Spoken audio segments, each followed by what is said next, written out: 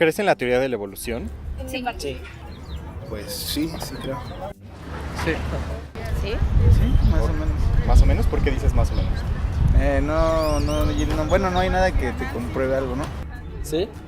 ¿En tu escuela te enseñaron que la teoría de la evolución era la única verdad acerca del origen de la vida? Sí. Se quedaron entre más o menos. ¿Se quedaron entre más o menos? Sí. ¿Sí? ¿Y sí? ¿Por qué dices que se quedaron entre más o menos? Porque no la explicaron muy bien así, con ropa de detalle.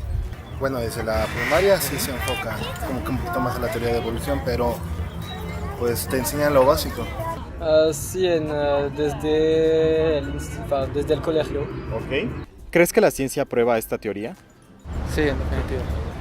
La verdad no sabría responder esa pregunta. Sí, yo digo que sí. Sí. Sí. Bueno, no está 100% comprobada. A lo mejor sí. A lo mejor sí. Sí.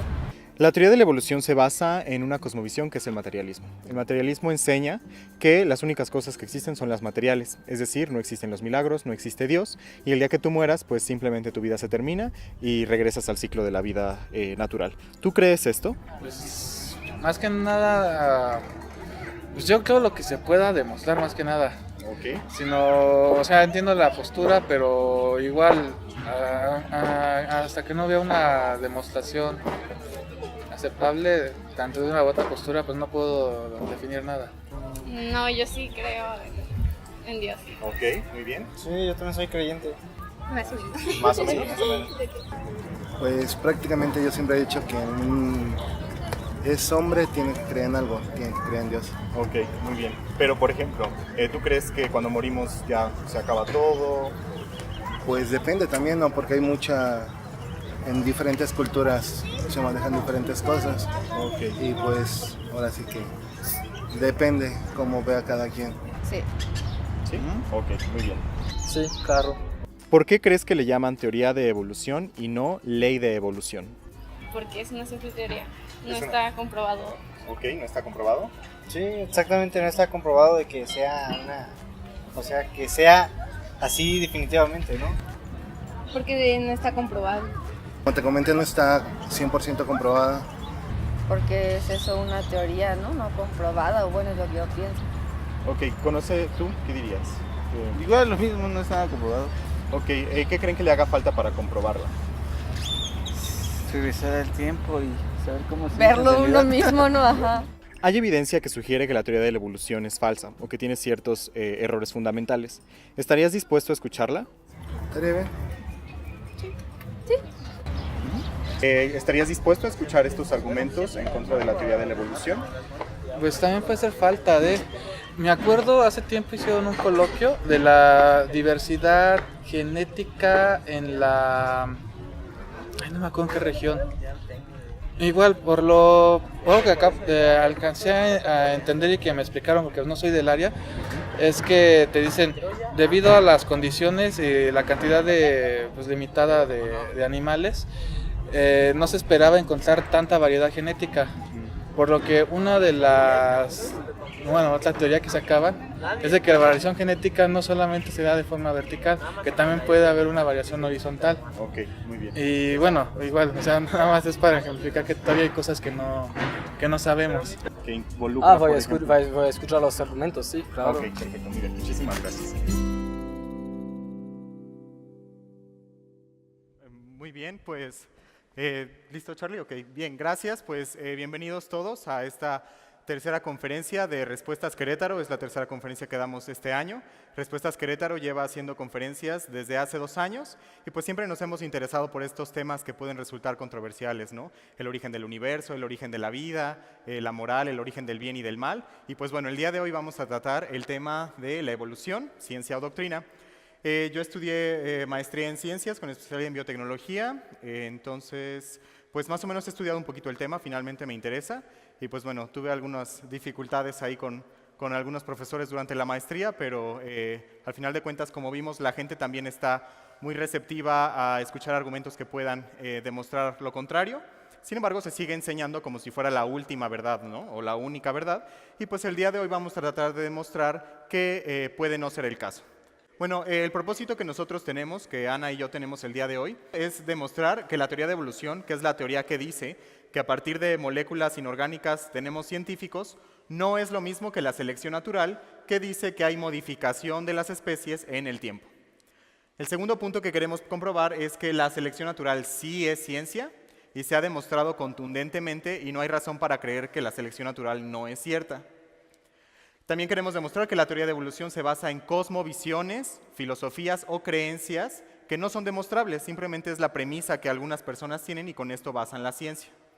Y el último punto es demostrar que la teoría de evolución presenta suficientes problemas que deberían obligar a los científicos a considerar otras causas para el origen de la vida y de los organismos vivos, ¿no? Que no necesariamente están relacionadas a las filosofías que ellos creen. Muy bien, para empezar, nuestro título es Evolución, ciencia o doctrina. Entonces, pues es muy importante definir qué es la ciencia, ¿no? La ciencia, según el diccionario de Oxford, dice que es la actividad intelectual y práctica que abarca el estudio sistemático de la estructura y el comportamiento del mundo físico y natural a través de la observación y de la experimentación. La ciencia, entonces, solamente está limitada a la observación y experimentación del mundo físico y natural. La ciencia solo puede tratar con la materia, con peces, con galaxias, con soles, bueno, estrellas, con seres humanos. No puede tratar con otros temas porque simplemente está limitada por su estructura y su comportamiento, ¿no? La forma en la que trata de entender la estructura y el comportamiento del mundo físico. Muy bien, pero la ciencia sí está fundamentada en estas dos filosofías, que es el naturalismo y el materialismo. En primer lugar, el naturalismo dice, o es la filosofía o la teoría del conocimiento, que afirma que la estructura y el comportamiento del universo pueden explicarse a partir de procesos y leyes enteramente físicos y naturales. Es decir, todos los procesos que nosotros vemos aquí ahora sí que en el mundo físico, pues solamente se explican a través de procesos físicos. No puede haber un proceso que no sea físico o material para explicarlo. Y aunque el naturalismo y el materialismo son diferentes, están relacionados particularmente en esto de la ciencia. Y el materialismo es la ontología o la cosmovisión o la visión que cada persona tiene, que afirma que toda la existencia es materia, solo la materia es real y por lo tanto el universo solamente es físico. Esto podríamos decir que se compara a los ateos que creen que no existe Dios, que no hay vida después de la muerte, que lo único que tenemos es el mundo material. Bueno, el materialismo y el naturalismo son fundamentales para la ciencia. Realmente, si no fuera por ellos, siguiente, no tendríamos todas las cosas que tenemos nosotros el día de hoy.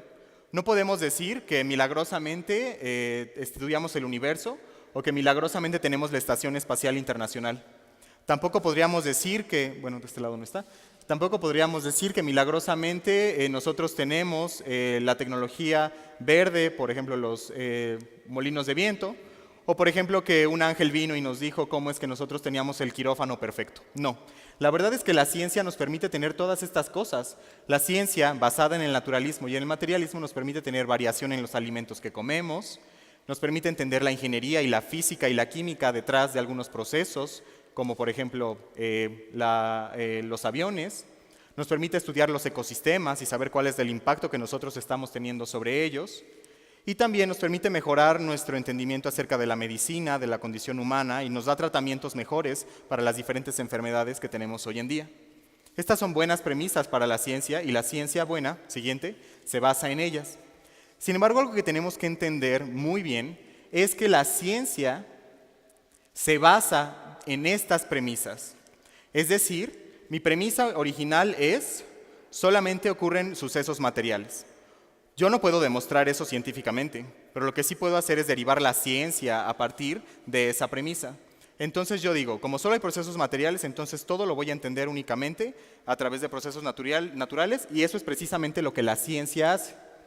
Como ustedes saben, la ciencia se basa en el método científico, y el método científico es más que nada esta experimentación a partir de la observación, y que hace pruebas y errores a diferentes hipótesis, a diferentes teorías, y que está haciendo pues pruebas a los diferentes razonamientos que tienen los científicos respecto a las diferentes preguntas que podemos tener acerca del mundo natural, y pues a partir de esto nosotros tenemos conocimiento. El conocimiento se está ciclando constantemente, en el que a veces pueden surgir nuevos experimentos que pueden dar testimonio de que el conocimiento que teníamos antes era falso, pero el conocimiento que ahora tenemos gracias a este prueba y error del método científico, pues se puede corregir. Sin embargo, hay algunas preguntas, como el origen de la vida, el origen del universo, que no necesariamente se contestan únicamente con la premisa del materialismo y el naturalismo.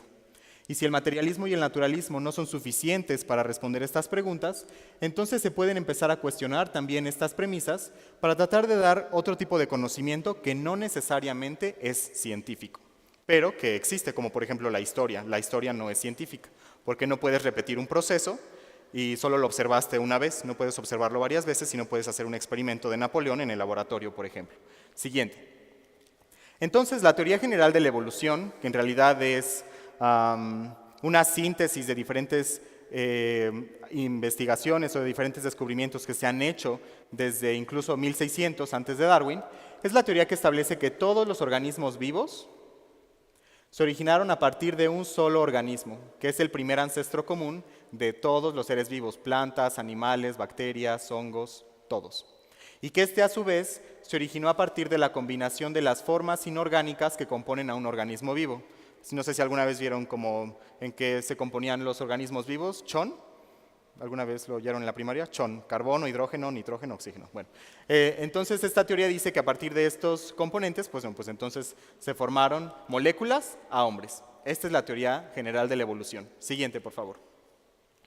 Sin embargo, la teoría de evolución, como cualquier otra teoría que no ha sido demostrada, como dijeron las personas en el video, pues presenta algunos problemas. Para empezar, la teoría de evolución busca responder preguntas acerca del origen de la vida y el origen de la biodiversidad, y se está basando en estas premisas del naturalismo y el materialismo que no pueden ser comprobadas. Científicamente es imposible realizar experimentos acerca del origen de la vida porque no hay observación directa del momento en el que surgió la vida y no existe la posibilidad de experimentar porque eso es un evento que se categoriza en la historia, algo que ya pasó. Sin embargo, los científicos sí han propuesto experimentos basados en la observación que traten de demostrar que la teoría de evolución sí es real. Estos son sus problemas y Ana nos va a presentar el primero, que es el de origen de la vida. Siguiente, por favor. Muy bien. Primero, los problemas que vamos a presentar el día de hoy, en primer lugar es el origen de la vida, que tiene que responder a la pregunta de origen de la información, origen de las moléculas básicas para la vida. El segundo, como ya vimos, selección natural sí es ciencia, pero es pérdida de información, nunca genera nueva información. Y muchas mutaciones destruyen la integridad del genoma, no lo mejoran. Otros problemas son, por ejemplo, que siempre vemos caracteres continuos. Los peces siempre tienen aletas, las aves siempre tienen plumas y los seres humanos siempre tienen la capacidad de usar la mente, ¿no? Nunca vemos, por ejemplo, un pez que no tuviera aletas, siempre vemos esos caracteres. Hay problemas en el registro fósil y geológico que demuestran que la teoría de evolución tiene problemas en esta área. Y el uniformitarianismo, que es otra premisa que no es demostrable, también tiene problemas. El día de hoy solo nos vamos a enfocar en los primeros 3 puntos y en nuestra siguiente conferencia, que será la continuación de esta conferencia, trataremos de resolver el problema de la evolución enfrentándonos a estos 3 problemas. Muy bien, entonces, adelante Anita. Siguiente. Muy bien, vamos a hablar acerca del origen de la vida, uno de los problemas más importantes de la teoría de la evolución, y este en realidad es un problema de origen de información. Vamos a ver por qué. Bueno, para repasar un poquito y entender qué es esto de la molécula del famoso DNA, se encuentra en nuestras células, en el núcleo, en el cromosoma, y en el cromosoma está enrollado y bueno, esta es un poquito de ampliación de cómo es la molécula del DNA y tiene unas letras que ahorita vamos a ver qué significan. Clic. Ok, esta es la molécula del DNA. Tiene unos grupos fosfato, que es un esqueleto fijo, y en ese esqueleto se ponen diferentes letras. El alfabeto genético solamente tiene 4 letras, T, A, C y G. Y estas letras van en esta parte, pero lo que es importante notar es que los enlaces químicos que hacen que una T esté ahí o que una A esté ahí no tienen nada que ver con la química o con la física. De igual forma puede estar una A que una T. Entonces empezamos a ver que la molécula del DNA tiene información. Es una molécula que sin información no tendría ningún significado. El DNA es como la receta que está dentro de la célula. Entonces esta receta nos dice cómo se van a construir las proteínas. Como aquí en el postre de limón te dice los ingredientes, te dice cómo lo vas a preparar y cómo vas a tener un resultado final. Tenemos nuestra molécula del DNA que después de muchos procesos vamos a tener como resultado final una proteína. Estas proteínas son los ladrillos básicos de construcción de todo nuestro cuerpo. En nuestros músculos, tendones, huesos, enzimas, anticuerpos, todo eso son proteínas. Entonces, si nosotros no tenemos esta receta, esta información, no hay forma de que tengamos organismos vivos. Ya no hay DNA, ya no hay proteínas, ya no hay el resultado final que son órganos o funciones. Ahora, la teoría de la evolución dice que la interacción pura de la materia y la energía nos da sistemas biológicos, pero tenemos una contradicción, porque vemos que en todos los sistemas biológicos dependen de la almacenamiento, transferencia o interpretación de la información. Entonces, una célula sin la información que tiene en el DNA, que está en el núcleo, no podría hacer ninguna de las funciones que hace una célula. Transporte, ni división, ni replicación, nada. Entonces tenemos este problema. ¿De dónde vino esta información biológica? ¿Cuál es el origen? Hay que empezar, como Conrado dijo, definiendo bien los términos. Entonces, la información no es una propiedad de la materia. Si yo tengo aquí arriba un poco de arena esparcida y escribo, pongan atención a la conferencia, y peso esa arena, bueno, pesa 300 gramos. Si yo borro lo que escribí y la vuelvo a pesar, sigue pesando los 300 gramos. No cambió en nada la masa de la arena, pero sin embargo sí hay una diferencia fundamental en que aquí había un mensaje, había información y acá ya no hay. ¿Cuál es el factor que inicia la información en los procesos que nosotros podemos ver? Bueno, si vemos una carta y pensamos un poco en qué pudo haber causado esa carta, pues vemos que alguien con la intención de escribir un mensaje quiso escribirlo. Entonces, un prerequisito muy importante para la generación de la información es la voluntad. Esta voluntad viene de un ser inteligente. La naturaleza no puede explicar solamente por energía y materia la voluntad. La información universal, que es la información que vemos en el DNA, hay muchos tipos de información. Vamos a hablar ahorita de esta, que es la universal. Tiene 5 niveles jerárquicos que deben de estar presentes para que exista la información universal. Ahorita voy a ir explicando cada uno de ellos y va a ser muy fácil entenderlos cuando termine la explicación. Pero son estadística, sintaxis, semántica, pragmática y apovética. Okay. Vamos a tomar un ejemplo. En mi ejemplo siempre va a haber esta cantidad de letras. Entonces, la estadística es un término que define la información puramente con matemáticas. Entonces, ¿cuál es la probabilidad de que un evento ocurra? Por ejemplo, en esto vamos a ver cuántas veces ocurre A en nuestra secuencia de letras. 1, 2, 3. Esto lo dividimos entre la cantidad total de letras y tenemos la probabilidad de que A ocurre. Esta es la información de Shannon, es una información que se puede describir en términos matemáticos, pero lo que es importante es que esta información a este nivel no tiene nada que ver con el significado.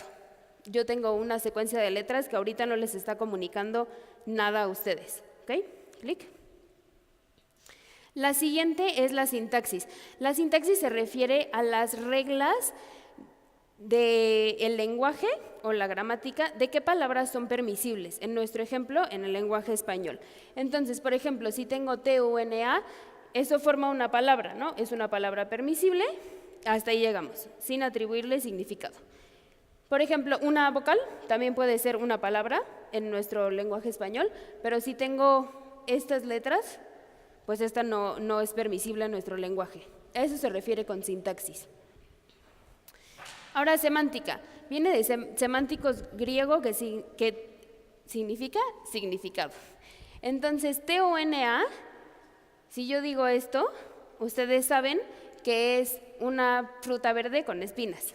¿Okay? Eso es lo que significa. Lo importante es que no hay nada intrínseco de las letras TONA que haga que signifique una fruta.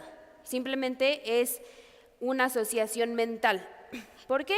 Porque esta misma palabra en otro idioma, por ejemplo inglés, significa pez, un tipo de pez, atún. Entonces, simplemente es qué significa una secuencia de letras, que en este caso es una palabra. Esto mismo ocurre en el DNA. En el DNA tenemos una secuencia de letras, que solamente son 4, pero en este ejemplo es A y G, y esto nos va a dar un aminoácido específico. Después, una secuencia de aminoácidos nos va a dar una proteína. Entonces, vemos que la información universal está en el DNA porque tiene un significado. Ahora, la pragmática es la funcionalidad o el resultado que va a ocasionar en el receptor de la información. Entonces, por ejemplo, si yo les pongo este texto, ahí va a haber alguna respuesta de ustedes. Ahorita no hubo una, yo hubiera esperado que corrieran. Nadie quiere quedarse aquí atorado en este edificio si hay un temblor. Pero bueno, nadie corrió. Entonces, eso también es un resultado. Puede ser que corran, que decidan ignorarlo, o que se rían, por ejemplo, o lo que sea, ¿no? Un resultado. Esto no tiene nada que ver, hasta este punto, con el resultado que yo tenía planeado que ocurriera, ¿ok? Pues no corrió nadie. Clic. Ahora, la apovética es el último nivel jerárquico de la información. Esto se refiere a la intención que tiene el emisor de la información al transmitir la información. Entonces, si un sismólogo en su centro de alerta de temblores ve que pasó una primera onda sísmica, sabe que tiene cierto tiempo antes de que pase la segunda onda sísmica para advertirle a la gente. Entonces va a mandar un mensaje.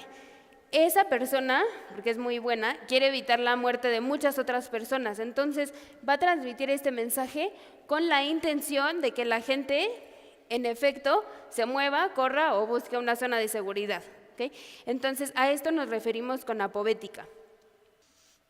Ya que tenemos bien definida la información universal, que es la que vemos en el DNA, tenemos 4 leyes científicas que aplican a esta información universal. Vamos a ir viendo una por una. La primera es que una entidad puramente material no puede generar una entidad no material. Por ejemplo, una ola en el mar genera un diferente arreglo de las partículas de arena cada vez que choca. Evidentemente va a cambiar, ¿no? La arena que estaba ahí antes de que venga la ola y después de que vino la ola. Pero nunca va a generar un arreglo de partículas que transmitan algo, que transmitan información. Entonces, esto nunca lo observamos. Nunca se observa que una entidad exclusivamente material produzca algo no material.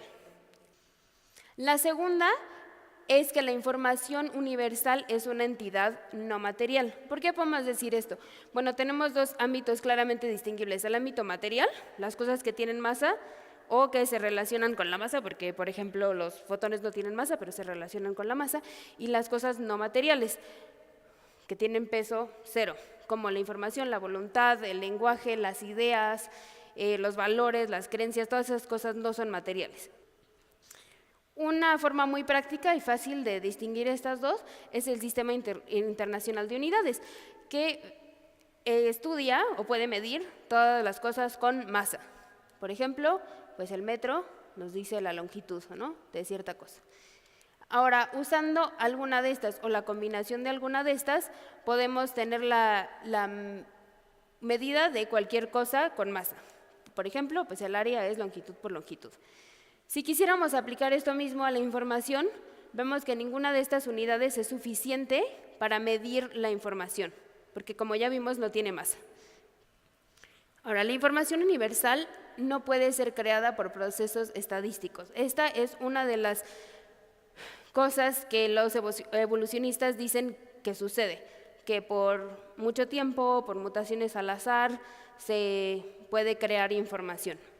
Bueno, por probabilidad sí se puede crear información de Shannon, o sea, una secuencia altamente improbable sí se puede crear, pero la información que vemos en el DNA, como dijimos AAG, que significa lisina, eso tiene un significado, eso no es información de Shannon, eso es información universal. Entonces hay que saber distinguir los dos tipos de información, porque definitivamente por probabilidad no podemos tener información universal. Las 5 características de la información universal. En las 5 características de información universal es necesario la participación de un emisor inteligente. ¿Por qué? Porque el emisor inteligente tiene un propósito de comunicar esa información y que signifique algo. Por ejemplo, ¿me puedes regresar dentro? Si yo tengo una bolsa de Scrabble con las letritas, por pura probabilidad puede ser que yo saque primero una S, una C, una I, una N, una C y una O, ¿no? Y se hizo la palabra U. Pero en ningún momento puedes decir que la probabilidad tiene voluntad, o sea que por esa probabilidad se generó esta palabra para que yo dijera, 5, no sé. Entonces, por definición, la información universal no puede ser creada por procesos estadísticos. Pero, más bien vemos que la información universal siempre se produce o se crea por un emisor inteligente. Este emisor inteligente tiene que tener varias características, tiene que tener conciencia, tiene que tener voluntad propia, tiene que tener creatividad, tiene que tener un pensamiento autónomo y tiene que actuar con propósito. Y como solo puede ser creada por un emisor inteligente, bueno, esto lo vemos reflejado en que cada código se basa en un acuerdo mutuo entre el emisor y el receptor. Por ejemplo, tenemos la clave Morse, que es un sistema de comunicación, que un punto, una raya y un punto nos dan la letra P. Entonces, no hay nada intrínseco entre que el punto y la raya y el punto nos den la letra P. Solamente es una convención que se acordó desde antes y que cada vez que el emisor haga tit, tit, tit, tit, el receptor va a saber como, eso es una letra P. ¿Okay? Para ese acuerdo tiene que haber un proceso intelectual. ¿Por qué? Porque la asociación de punto, raya, raya, punto y la letra P no tiene nada que ver con la física o la química ni la energía. Es solamente una asociación mental. Entonces se necesita tener un proceso mental, o sea, inteligencia, para poder llegar a esta asociación. La cadena de transmisión de la información también puede ser rastreada hasta un emisor inteligente. Si nosotros escuchamos el radio de nuestro coche y decimos, pues de seguro el emisor son las bocinas de mi coche. Bueno, tendríamos que rastrear un poco mejor y ver que no son las bocinas. Puede ser la torre de emisión de señales de radio. Pero si lo rastreamos todavía mejor, siempre que hay información podemos llegar a el emisor original o al autor. A veces este autor no es visible, pero eso no significa que no exista. Si nosotros queremos rastrear la información que está en los jeroglíficos egipcios, pues no vamos a ver, evidentemente no vamos a ver al emisor original. Lo mismo ocurre con la molécula del DNA, no vemos al emisor original. Pero eso nadie concluye cuando ve los jeroglíficos egipcios que no hubo emisor original, lo que fue la probabilidad. Entonces es lo mismo con el DNA. Hasta ahora, ¿qué podemos concluir con la teoría de la información y las leyes científicas de la información? Recordando otra vez, la teoría de la evolución dice que la energía más la materia nos da los sistemas biológicos que tenemos ahorita. Si esto es cierto, entonces significa que todos los procesos de información biológica no son en nada parecidos a los procesos que conocemos y que observamos de generación de información. Si vamos por una opción más lógica, podríamos decir, claro, todos los procesos de generación de información biológica son iguales a los procesos que conocemos de generación de información, que podemos observar. Y aquí muy importante es que se requiere inteligencia. Ahora vamos a ver qué es lo que los científicos normalmente contestan cuando se les presenta el problema del origen de la información. Gracias. Como Anita nos acaba de explicar, los científicos también son muy conscientes del problema del origen de la información en la molécula del DNA y en el código genético de los organismos vivos. Siguiente. Tan es así que ellos saben que tienen que llegar hasta el punto donde ellos encuentren un emisor original. Ellos son conscientes de que tiene que existir este emisor original que ha desencadenado toda la información genética que nosotros vemos. Como ellos están comprometidos con la teoría o con la suposición del materialismo y del naturalismo, entonces ellos creen que solamente pudo venir por causas naturales y ellos han estado pensando en cuáles podrían ser las diferentes moléculas responsables y ellos han llegado a la conclusión, obviamente nada más, bueno no obviamente, pero nada más por especulación o por teoría que ellos han puesto, que debe ser la molécula del RNA, ¿no? La teoría que ellos proponen para el origen de la vida es el caldo primordial. Supuestamente, en la teoría que ellos dicen de hace 4.5 mil millones de años, existían todas las condiciones para que se desarrollara la vida a partir de un pequeño lago con agua tibia donde estaban como todas las moléculas o todos los elementos que favorecen la formación de RNA y de otras moléculas que nosotros sabemos son intrínsecas para los organismos vivos. Nosotros sabemos que estamos hechos de DNA, de RNA, de aminoácidos y de proteínas, de azúcares y de grasas. Sin embargo, estas moléculas de la vida únicamente están presentes en los organismos vivos. Si nosotros vamos y rompemos una roca que estaba en un volcán y que se enfrió, nosotros no vamos a encontrar ninguno de estos cuatro. Estos cuatro solamente los encontramos en los organismos vivos. Entonces ellos tienen un problema, porque estas cosas no se están generando de forma espontánea. Seguramente solo pudo haberse generado en un momento en la historia, a pesar de que hasta el momento de hoy no hay ninguna evidencia, simplemente es la especulación. Claro, siguiente. Ellos han hecho diferentes experimentos que tratan de demostrar que el RNA sí puede sintetizarse y a partir de esto generar toda la información que nosotros vemos en los organismos vivos. Sin embargo, sin entrar en mucho detalle, como nos explicó Anita en la cadena del DNA, los diferentes enlaces que unen a un oxígeno con un fosfato, con un carbono, con un nitrógeno, son altamente inestables. Por ejemplo, el enlace que une a dos nucleótidos, bueno, a esta molécula y a esta molécula, es un fosfato. El enlace de fosfato es uno de los enlaces que más energía necesitan en el planeta Tierra, ¿no? O sea, bueno, de los organismos vivos. Entonces, de forma natural, es muy difícil que hayan sucedido. Las proteínas pueden hacer este proceso, pero de forma natural se necesitan muchos catalizadores, se necesitan mucha energía, se necesitan muchas otras cosas para que pueda volverse inestable la molécula del DNA. ¿Y qué creen? La molécula del DNA también es inestable al calor y a la radiación solar. Entonces esto presenta un problema para la formación de la primera molécula de DNA, porque además de que es inestable, necesita mucha energía para formarse. Encima de eso ellos tienen otro problema. Al día de hoy, nosotros vemos que el DNA codifica para proteínas, pero las proteínas no podrían codificarse si no fuera por el DNA.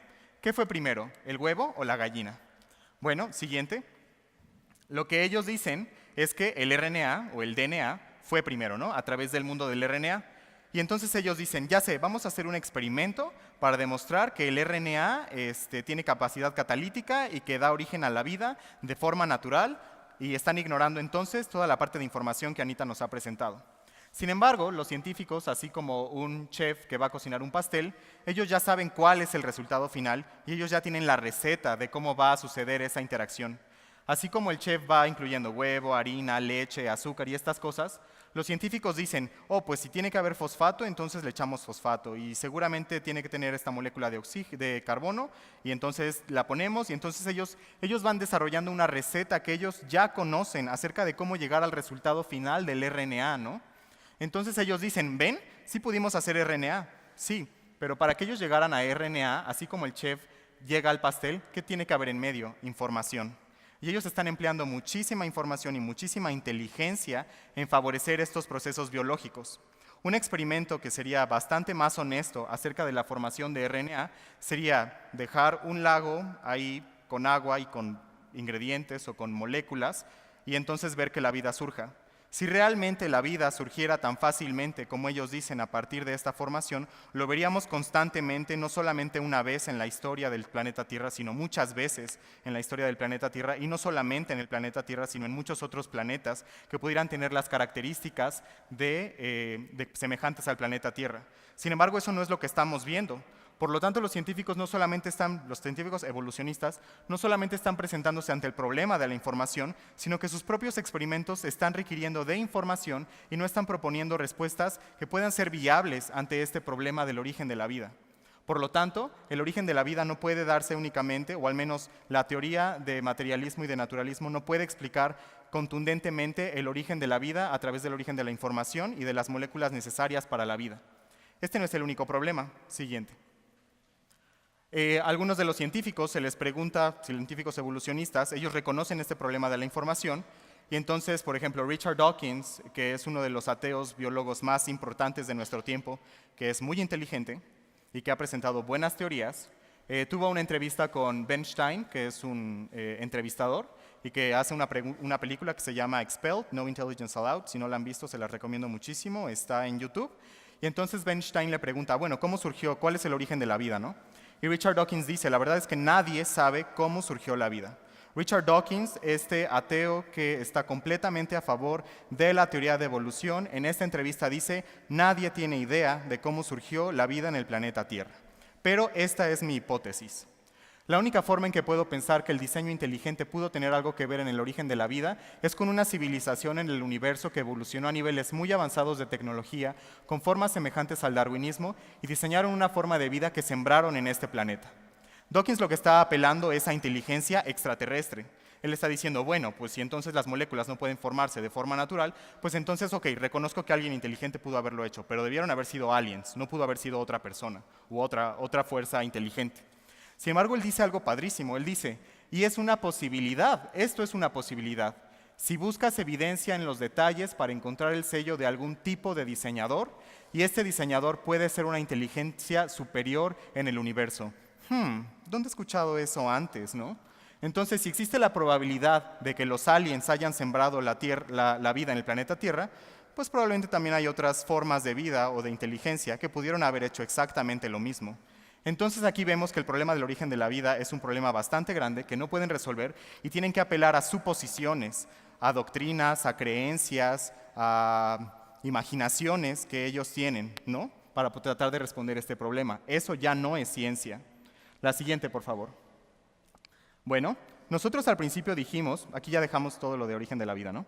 Ahorita el siguiente problema al que voy a tratar de enfrentarme es al problema de la selección natural. Al principio nosotros dijimos que selección natural sí era científica y que sí se había comprobado, y no solamente de una forma, sino de muchas formas. Sin embargo, muchas veces existe la concepción errónea de que teoría de evolución y selección natural son exactamente la misma cosa, y eso no es cierto. Teoría de evolución, como yo les presenté al principio, es la teoría que dice que tenemos seres vivos a partir de un organismo vivo que se originó de materia inorgánica. Mientras que la teoría de selección natural dice que observamos variación en las especies a lo largo del tiempo. Un poquito de historia, remontándonos hace 150 años al tiempo de Darwin, es que sí, muchos creacionistas creían en una teoría que era la inmutabilidad de las especies. La inmutabilidad de las especies decía que yo voy a tener un hijo y va a ser igualito a mí. Es decir, solo había clones, no había variación. Si eso fuera cierto, entonces no observaríamos la biodiversidad genética que nosotros vemos en los seres humanos. Altos, medianos, chaparros, cabello lacio, cabello rizado, ojos azules, ojos cafés. Por lo tanto, la teoría de la inmutabilidad de las especies quedó completamente descartada. Había otra teoría que era la transmutabilidad de las especies. Esta teoría ya existía antes de Darwin y más o menos alrededor del 1600 había un monje que se había dedicado a estudiar la posibilidad de que había un oso ancestral que era el padre de todos los osos que vemos el día de hoy. Entonces la transmutabilidad de las especies dice que hay un oso que dio origen al oso con antifaz, al oso panda, al oso polar, al oso grizzly y al oso negro. Entonces, lo que Darwin hizo, o la gran invención de Darwin, o el gran descubrimiento que Darwin hizo, fue que antes de Darwin no se sabía cuál podía ser el proceso que diera origen a esta transmutabilidad, o a este cambio, o a esta variación de las especies vivas. Siguiente. Entonces, lo que Darwin propuso fue que la teoría de la selección es un proceso natural a través del cual los organismos son transformados por cambios heredables en sus rasgos físicos o del comportamiento a lo largo del tiempo. Estos cambios son causados por diferentes variables ambientales y biológicas. Esto es la teoría de la selección natural. Siguiente, por favor. Entonces Darwin dijo, bueno, si nosotros ya sabemos que la transmutabilidad de las especies es real, en el sentido de que los seres humanos hacen selección artificial, por ejemplo, al seleccionar una vaca que tiene más carne, o a un perro que puede pastorear a las ovejas en lugar de comérselas, o por ejemplo una planta que puede darnos mucho más sabor como el jitomate, o incluso los caballos, un caballo más dócil. O sea, estas cosas son cosas que ya sucedían, ¿no? O sea, que Darwin sabía que sucedían. Incluso en la Biblia hay un ejemplo muy claro cuando, por ejemplo, Jacob está con su suegro y su suegro le dice, te voy a dar tantas cabras que salgan manchadas. Entonces Jacob lo que hace es que le empieza a hacer cruzas para que favorezca o para que su producción favorezca estas cabras manchadas. Entonces esa transmutabilidad ya se conocía. Los seres humanos la han hecho desde el origen de la civilización a través de la selección artificial y mucho de la domesticación que tenemos al día de hoy se debe a este proceso. La gran idea de Darwin fue decir, los procesos naturales son los que se encargan de hacer esto también en los seres vivos. Entonces cuando él llegó a la isla de los Galápagos, él vio que los pinzones tenían diferentes picos y que cada uno de estos picos tenía una función específica respecto a la alimentación de ese pinzón. Él observó que un pinzón que tenía un pico grande, como el que está aquí, tenía un pico grande porque le era más fácil con ese pico romper los caparazones gruesos de los crustáceos que se encontraban en la playa, mientras que un pinzón que tenía un pico más pequeño, pues solo se alimentaba de los pequeños insectos que encontraba en las hojas o en el suelo. Como se dan cuenta, entonces Darwin dijo que la necesidad del pinzón por alimentarse fue lo que lo llevó como a cambiar o a tener una variación para poder ser especialista en alimentarse de estas formas. Siguiente, por favor. Entonces, la selección natural es un proceso que se ha demostrado grandemente al día de hoy, no solamente a través de la supervivencia del más óptimo, sino también de otros procesos como la supervivencia del más suertudo. No necesariamente la gacela que corre más rápido es la que se salva, probablemente es la gacela que hizo que se tropezara el guepardo, y esas son cosas que pasan. Nosotros también sabemos que hay otros como ocupación de nuevos nichos ecológicos, en donde hay una isla, por ejemplo Australia, donde antes no había animales, y de pronto llega un animal que puede explotar diferentes ecosistemas, y entonces él empieza a especializarse y a adaptarse a estos nuevos ecosistemas.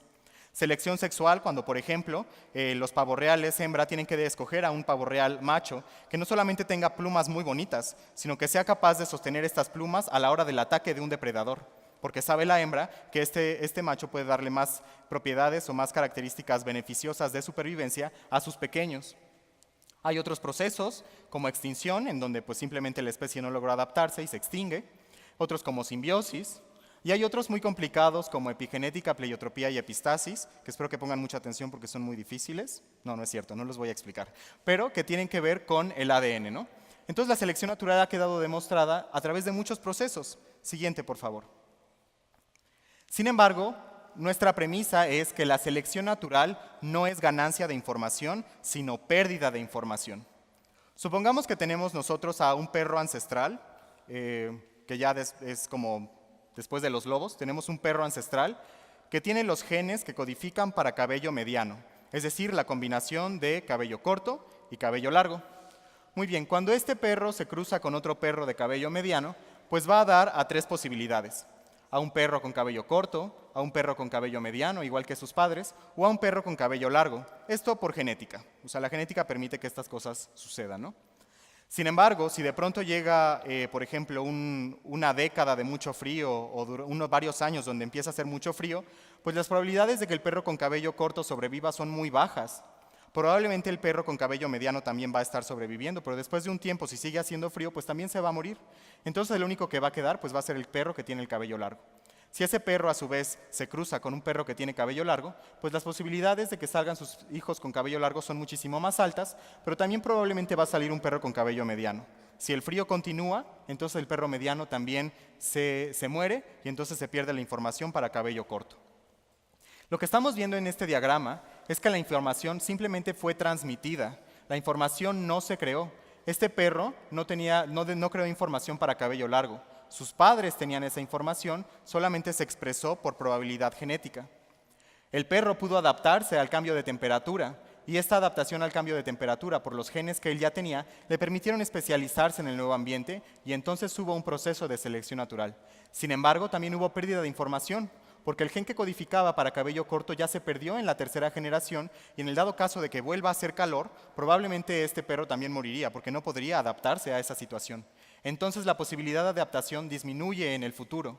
Lo que estamos viendo entonces es una pérdida de información. ¿O qué tal, por ejemplo, que el perro que tenía el cabello corto tenía la capacidad de escuchar a distancias más largas? Bueno, pues como ese perro se murió, pues entonces esa capacidad de escuchar a distancias más largas ya se perdió en la tercera generación y los perros que tienen cabello largo, que sí están adaptados al frío, pues simplemente ya no pueden escuchar a distancias más largas. Esto es pérdida de información. Sin embargo, los evolucionistas dicen que la tasa de transformación de los diferentes organismos vivos se debe a las mutaciones. Siguiente, por favor.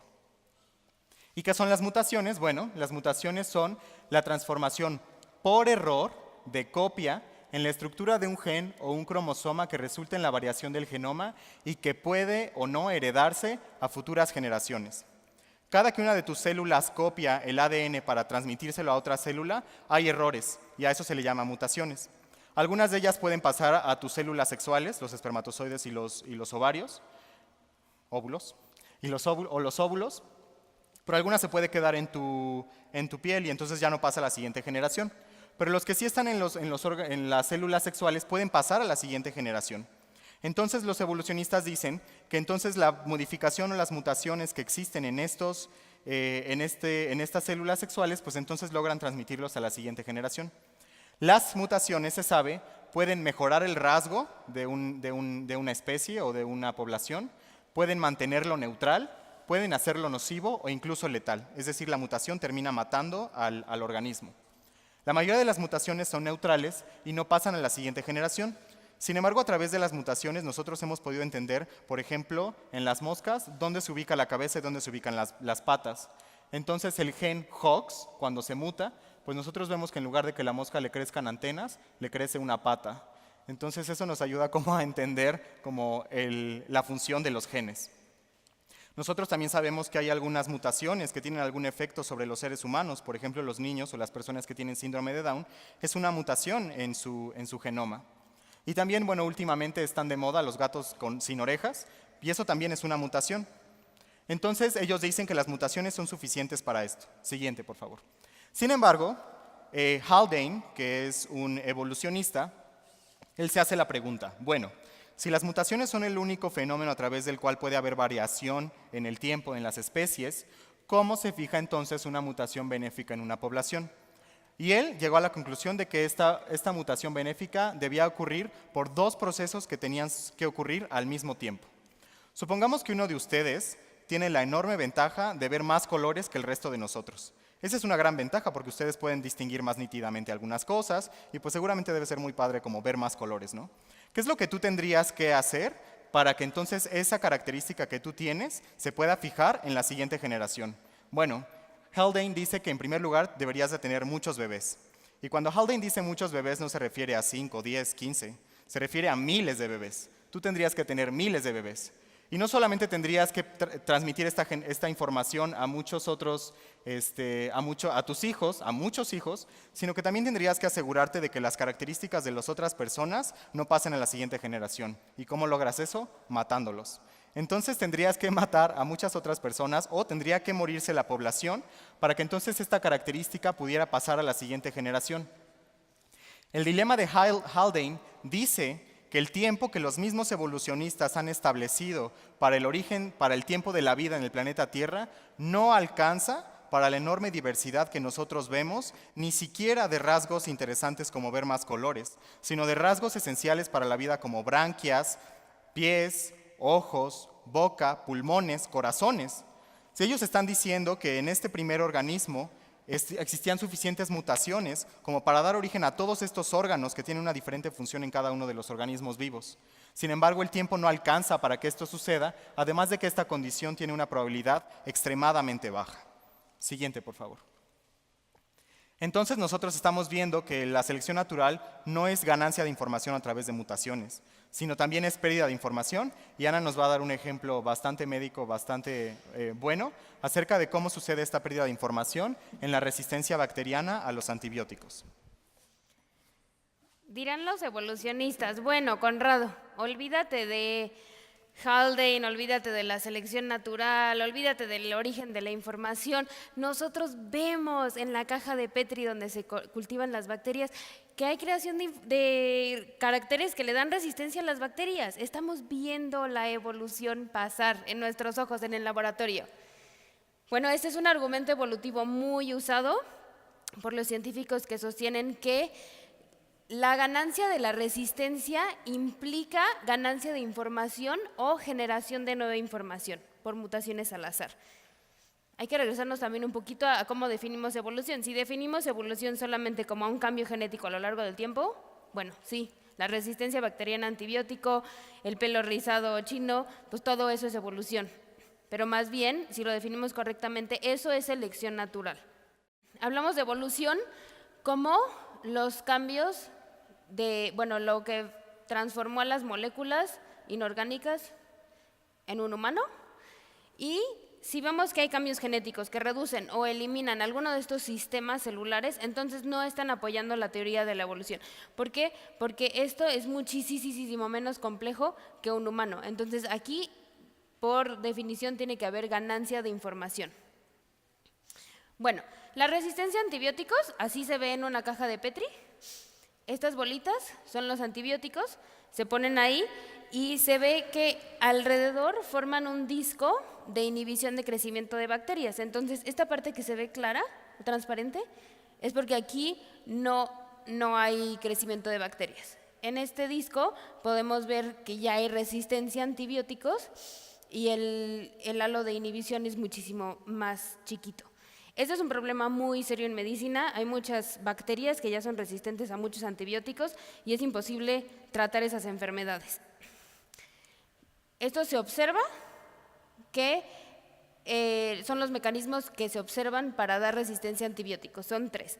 La selección natural, la transferencia horizontal y las mutaciones. Vamos a explicar cada uno y ver realmente este argumento evolutivo, si es cierto y si apoya realmente a la teoría de evolución o no. La selección natural, ya la explicó Conrado muy bien, voy a hacer un repaso rápido.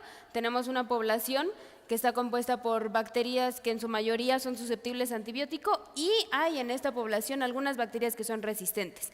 Entonces se aplica un antibiótico y el antibiótico mata a todas las bacterias que eran susceptibles al antibiótico. Eso es lo ideal en una enfermedad, ¿no? Entonces ya te curaste. Pero si había algunas bacterias resistentes al antibiótico, estas se van a empezar a multiplicar y eventualmente vas a tener una población de bacterias que van a ser resistentes al antibiótico.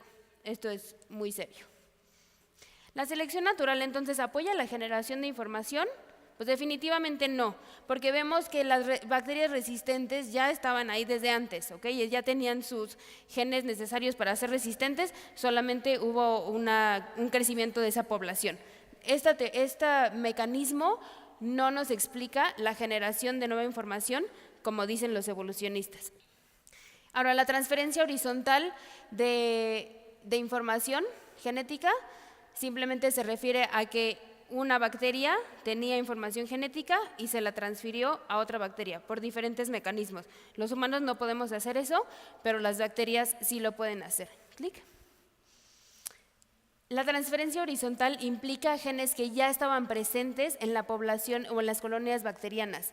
Esto, por supuesto, es un cambio benéfico, pero no implica tampoco la generación de nueva información. Es como que yo tenga un libro y se lo paso a Conrado. Conrado ahora ya tiene toda esa información que antes no tenía. Por supuesto que sí, pero no salió de la nada o no se generó. Yo la tenía y solamente se la transferí. Entonces, esto otra vez no implica la generación de nueva información. El último, que es el único que podría implicar la generación de nueva información, son las mutaciones. Las mutaciones son un cambio en la secuencia del DNA. Por ejemplo, en nuestro alfabeto en nuestro alfabeto genético tenemos estas 4 letras. Aquí se cambió la T por la A. ¿Okay? Eso sería una mutación explicado muy esquemáticamente.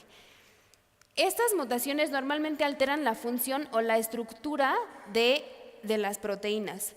En su mayoría, estas mutaciones hacen que la proteína funcione de una peor forma de lo que funcionaba antes. Por ejemplo, la bacteria que ocasiona la tuberculosis tiene una mutación en una proteína que produce, que le ayuda a la bacteria a sobrevivir. Pero cuando esta proteína altera su estructura, hace que el antibiótico ya no pueda pegarse a esa molécula, entonces la bacteria ya se hace resistente. Otro ejemplo que los evolucionistas usan es Escherichia coli, es una bacteria que nos causa gastroenteritis. Esta bacteria normalmente tiene una bomba de flujo en su pared celular. Esta bomba hace que expulse sustancias del interior al exterior. ¿Qué pasa cuando hay una mutación en el regulador de esta bomba? Bueno, la bomba se va a expresar mucho más. Entonces, en vez de tener 3 bombitas en su pared celular, va a tener 50. Esto resulta muy benéfico. Cuando se aplica el antibiótico a la bacteria va a estar expulsando el antibiótico hacia afuera y entonces no le va a causar daño. Va a tener una resistencia al antibiótico. Es una mutación muy benéfica, pero ¿qué estamos viendo en realidad? Estamos viendo que hay una pérdida de regulación, del control regulatorio. La bacteria ya no puede controlar cuántas bombas expresa. Entonces, vemos que esto es ganancia de información o pérdida. Evidentemente, es una pérdida. Clic. Si vemos aquí los diferentes antibióticos y las características que les proveen a las bacterias esta resistencia, vemos una palabra común: pérdida, pérdida, pérdida de afinidad, pérdida o inactivación. Todo es pérdida, que resulta en algo benéfico, sí, pero nunca se generó nueva información. Clic. Las mutaciones son el antítesis del cambio por mutaciones que son necesarios para la evolución. La evolución dice que por las mutaciones al azar se genera nueva información y así sucesivamente, de tal forma que antes tenías una amiba y ahora tienes un ser humano. Bueno, esto no se observa. No se observa en el argumento más usado de los evolucionistas para explicar que las mutaciones generan nueva información. También otro punto importante es que hace que estas bacterias sean menos aptas. Ya mutaron, ya son resistentes al antibiótico, pero en el momento en el que se quita el antibiótico, esta cepa mutada de bacterias es muchísimo menos competente que la cepa no mutada para sobrevivir. Entonces, en realidad, las hacen menos aptas, que es justamente lo que la evolución dice. No, son mutaciones que te van haciendo más apto para sobrevivir. Tenemos entonces las conclusiones de la resistencia a antibióticos. Tenemos nuestros mecanismos. Ya vimos que la selección natural y la transferencia horizontal está partiendo de información que ya existe. Las mutaciones al azar están realmente perdiendo información. Y el resultado, en muchos casos, es benéfico. Las bacterias ya resisten a los antibióticos. También tiene un costo de menor adaptación. Pero lo que nos importa de la información es que ninguno de estos dos mecanismos explican la generación de nueva información. Conrado les va a dar las conclusiones de nuestra conferencia. Gracias, Anita. Muy bien. Algunas de las conclusiones que hemos generado hasta este momento con estos argumentos en contra de la teoría de evolución. La teoría de evolución presenta problemas fundamentales asociados a las premisas de materialismo y de naturalismo. Entonces, la teoría debería de cuestionarse o tratar de buscar nuevas teorías que traten de asociarse con sus premisas de materialismo o de naturalismo. O tienen como la opción de que las premisas deberían de cuestionarse y se deberían de buscar nuevas premisas. ¿A qué me refiero con esto? Bueno, si la teoría de evolución tiene estos problemas basándose únicamente en decir que la materia es responsable de la materia, pues entonces debería de haber otra cosa que pueda reflejar esta diversidad biológica, pero que no es la teoría de evolución. La otra opción que los científicos tienen para tratar de mejorar el conocimiento, finalmente ese es el objetivo de la ciencia, y vemos que la teoría de evolución está retrasando el conocimiento al no aceptar estos argumentos, pues entonces podrían reconsiderar las premisas y decir, tal vez el problema del origen de la vida y el origen de la diversidad biológica no se deben a procesos materialistas y naturalistas, y como dijo Dawkins en la entrevista, pueden deberse a otros procesos que involucran inteligencia o diseño inteligente. Siguiente, por favor. Las premisas que nosotros vamos a usar para concluir en esta conferencia son que la Biblia enseña la verdad sobre el origen del universo, su historia, su propósito y su destino. Dios creó el universo, creó la vida y creó al ser humano, y todo lo creó con orden. Así como no se puede demostrar que el materialismo y el naturalismo son la verdad, tampoco se puede demostrar que estas premisas son la verdad. Pero si el problema del origen de la evolución tiene problemas, pues entonces se tienen que buscar otras evidencias que apoyen a las premisas que nosotros estamos dando. Siguiente, por favor. Los problemas de evolución que tratamos en esta conferencia son origen de la información y el DNA, origen de las moléculas esenciales para la vida, intervención inteligente en los experimentos que tratan de resolver esta problemática del origen de la vida. Selección natural es pérdida de información y las mutaciones no pueden resolver el problema de la diversidad por el dilema de Haldane. Siguiente, por favor. Información y origen de la vida. El creacionismo bíblico sí explica la información y el origen de la vida. Y dijo Dios: produzca la tierra vegetación, hierbas que den semilla y árboles frutales que den frutos sobre la tierra según su género, con su semilla en él, y fue así. Y creó Dios los grandes monstruos marinos y todo ser viviente que se mueve, de los cuales están llenas las aguas, según su género, y toda ave según su género. Y vio Dios que era bueno. E hizo Dios las bestias de la tierra según su género, y el ganado según su género, y todo lo que se arrastra sobre la tierra según su género, y vio Dios que era bueno. La explicación que los científicos creacionistas están tratando de dar al problema del origen de la biodiversidad en la Tierra se debe precisamente a lo que la Biblia está enseñando aquí según su género. Lo que los científicos creacionistas creen es que Dios creó un perro ancestral o un cánido ancestral que es el padre de todos los cánidos que vemos al día de hoy, o un oso que es el oso ancestral, que es, de acuerdo a su género, que es el padre de todos los osos que nosotros estamos viendo al día de hoy en la diversidad biológica que nosotros vemos. La siguiente, por favor. También la Biblia explica esta pérdida de información que nosotros vemos a través de las mutaciones y de cómo la enfermedad y la muerte y la extinción pueden responderse, ¿no? Entonces la Biblia dice: entonces dijo Adán, por cuanto has escuchado la voz de tu mujer y has comido del árbol del cual te ordené diciendo, no comerás de él, maldita será la tierra por tu causa, con trabajo comerás de ella todos los días de tu vida. Espinos y abrojos te producirá y comerás de las plantas del campo.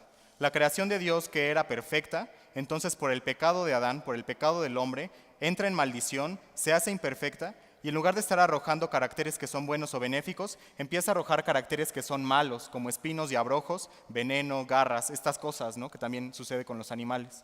Entonces la pérdida de información, de acuerdo al creacionismo bíblico, se debe a la maldición que cayó sobre la tierra por causa del pecado de Adán y de Eva. Siguiente, por favor. Entonces lo que ellos proponen no es un árbol de la vida, un árbol donde todo surge de un mismo organismo y de ahí se ramifican hacia plantas, monos, hongos, animales, todas estas cosas. Lo que los científicos creacionistas proponen es que Dios creó un jardín de la creación. Este jardín de la creación tenía al perro ancestral o al lobo ancestral, el mono ancestral, el dinosaurio ancestral.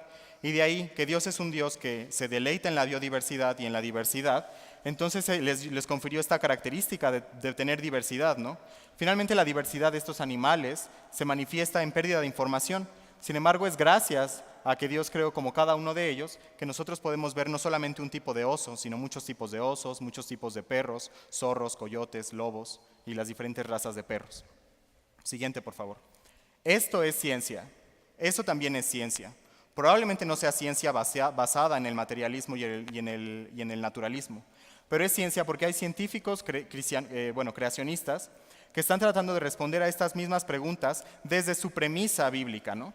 Entonces, por ejemplo, este cuate de aquí que se llama Adam Friedman, él está tratando de hacer experimentos para tratar de llegar como a los genes que contenía el cánido ancestral, padre de todos los cánidos, en el tiempo que la Biblia establece para la creación de la Tierra, ¿no?, que son 6,000 años. Y la verdad es que sus resultados concuerdan con su premisa inicial, que es creacionismo bíblico. También hay otros científicos como Sarfati, en quien nos basamos mucho para hacer esta conferencia, que él tiene un libro que argumenta en contra de todos los argumentos que Dawkins ha hecho para demostrar que la evolución es un hecho. Y cada uno de ellos los presentamos en esta conferencia, en la siguiente también la vamos a presentar, y son argumentos bastante buenos porque están reflejando el problema que la evolución tiene.